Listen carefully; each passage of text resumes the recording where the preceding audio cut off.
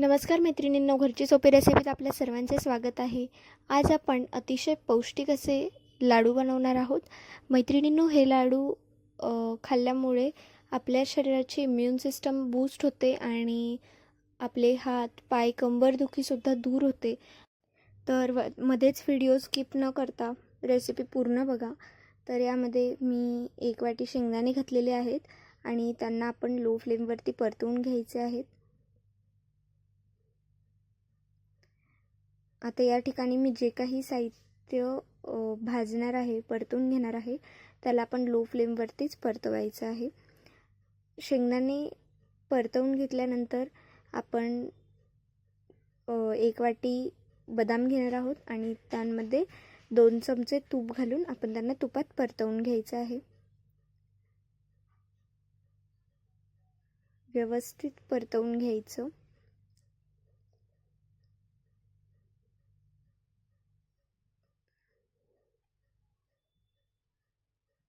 बदाम आपण तुपात परतवून घेतल्यानंतर त्यांचा रंग चेंज होतो. आता आपण त्यांना काढून घेतलेला आहे आणि यामध्ये मी साधारणतः 2 वाटी सुक्या खोबऱ्याचा कीस घातलेला आहे आणि मी याला परतवून घेत आहे. बदाम काढून घेतल्यानंतर थोडं तूप उरलेलं त्यामध्येच मी यांना परतवून घेतलं आणि त्यानंतर यामध्ये मी वरतून अजून 1 चमचा या ठिकाणी तूप ॲड करत आहे आणि यात मी या खोबऱ्याच्या कीसला परतवत आहे. गॅसची फ्लेम लोच ठेवायची, हाय करायची नाही, नाहीतर हा कीस जळू शकतो. त्यामुळे व्यवस्थित आपण या कीसला परतवायचं आहे आणि तुम्ही बघू शकता आता कलर चेंज होत आहे खोबऱ्याच्या कीसचा आणि थोडा गोल्डन ब्राऊन शेड झालेला आहे. तर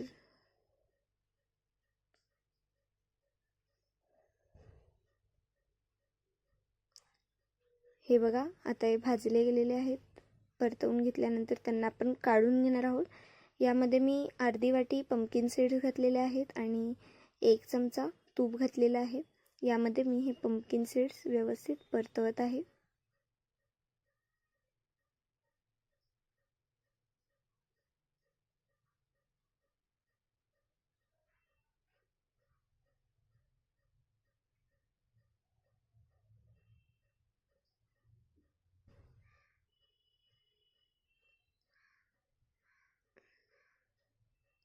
आता ह्या सीड्स परतवून झाल्यानंतर आपण त्यांना काढून घेणार आहोत एका प्लेटमध्ये आणि यामध्ये मी वॉटरमेलनच्या सीड्स घातलेले आहेत अर्धी वाटी आणि अर्धी वाटी या ठिकाणी मी सनफ्लावर सीड्स घातलेले आहेत. आता यामध्ये मी 1 चमचा तूप घातलेला आहे आणि यांना परतवून घेत आहे. मैत्रिणींना, तुम्हाला ह्या वॉटरमेलन सीड्स आणि सनफ्लावर सीड्स मार्केटमध्ये इझिली अवेलेबल होतील. कोणत्याही दुकानात तुम्ही जाणार तर तुम्हाला या सीड्स इथे अवेलेबल होतील. या सीड्स आपल्या शरीरासाठी खूप फायदेशीर आहेत, पौष्टिक आहेत आणि आपल्या शरीराची इम्युन सिस्टम स्ट्रॉंग करायला मदत करतं. त्यामुळे हा एक लाडू रोज खाल्लाच गेला पाहिजे. तर हे झाल्यानंतर या ठिकाणी आपल्याला मखाने सुद्धा परतवून घ्यायचे आहेत. या ठिकाणी मी 1 वाटी मखाना घेतलेला आहे.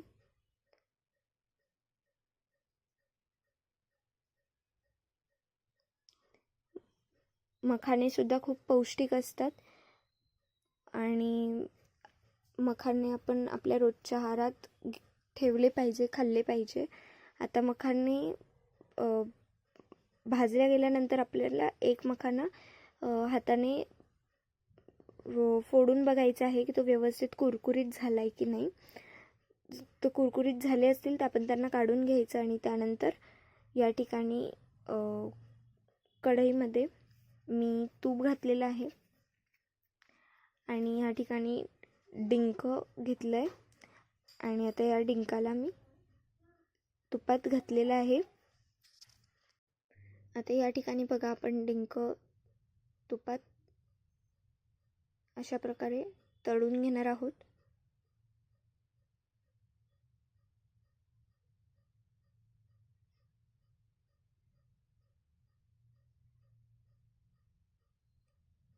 आणि तळून झाल्यानंतर आपण त्याला एका प्लेटमध्ये काढून घ्यायचं आहे. आता या ठिकाणी मी ड्रायफ्रूट्समध्ये काजू, बदाम आणि सीड्सचा वापर केलेला आहे. तुम्ही जर आणखीन काही घालायचं असेल तर तुम्ही अक्रोड, पिस्ता आणि काजू घालू शकतात. इवन जर तुम्हाला अंजीर वगैरे घालायचं असेल ते सुद्धा तुम्ही घालू शकतात. आणि या ठिकाणी मी जर टोटल सांगितलं तर मी अर्धी वाटी या ठिकाणी डिंक घेतलं होतं. आणि आता बघा तुपामध्ये आपण हे डिंक परतवून घेतलेलं आहे. हे बघा,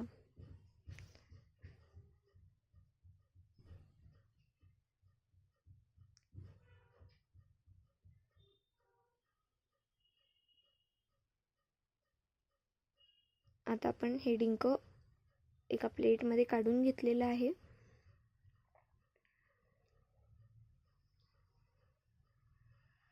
आणि यामध्येच मी 1 वाटी तीळ घातलेली आहे. ती मी या ठिकाणी परतून घेत आहे.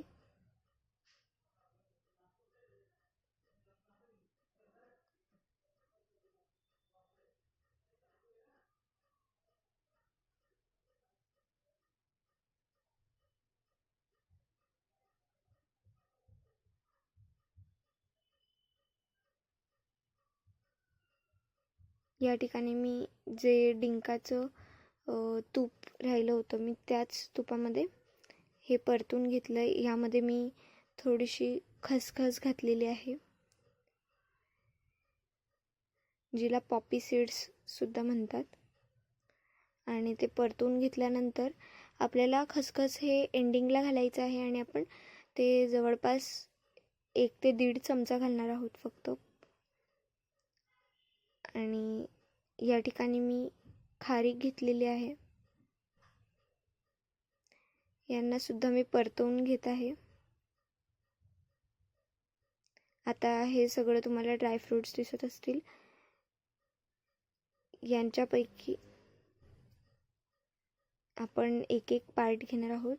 आता या ठिकाणी मी पंपकिन सीड्स, बदाम आणि असं थोडं थोडं सामान घेत आहे. मी याला एकाच भांड्यात काढलं होतं. तर आता आपण या सगळ्यांना मिक्सरमधून बारीक करून त्यांचं पावडर करून घेणार आहोत. आणि या ठिकाणी जे आपले शेंगदाणे आहेत त्यांचं आपल्याला आधी साल काढून घ्यायचे आहेत आणि मग ते आपण शेंगदाणे यूज करणार आहोत.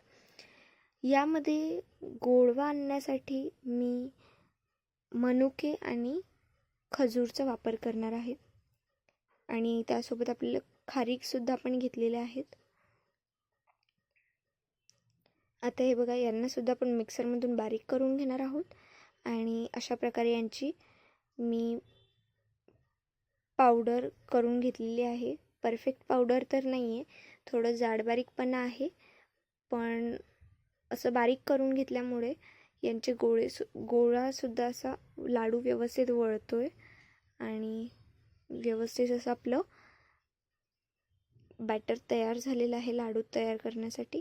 आणि अशा प्रकारे मी अगदी छोटे छोटे लाडू तयार करायचे. हे बघा, ह्या साईजचे लाडू तयार करून घ्यायचे आहेत. आणि या लाडूंचं सेवन रोज केलं पाहिजे आणि हे आपल्या शरीरासाठी खूपच महत्त्वाचे आहेत. तर रेसिपी आवडली असेल तर व्हिडिओला लाईक करा, चॅनलला सबस्क्राईब करून बेल आयकॉन प्रेस करा आणि हा व्हिडिओ जास्तीत जास्त जणांपर्यंत शेअर करा. धन्यवाद.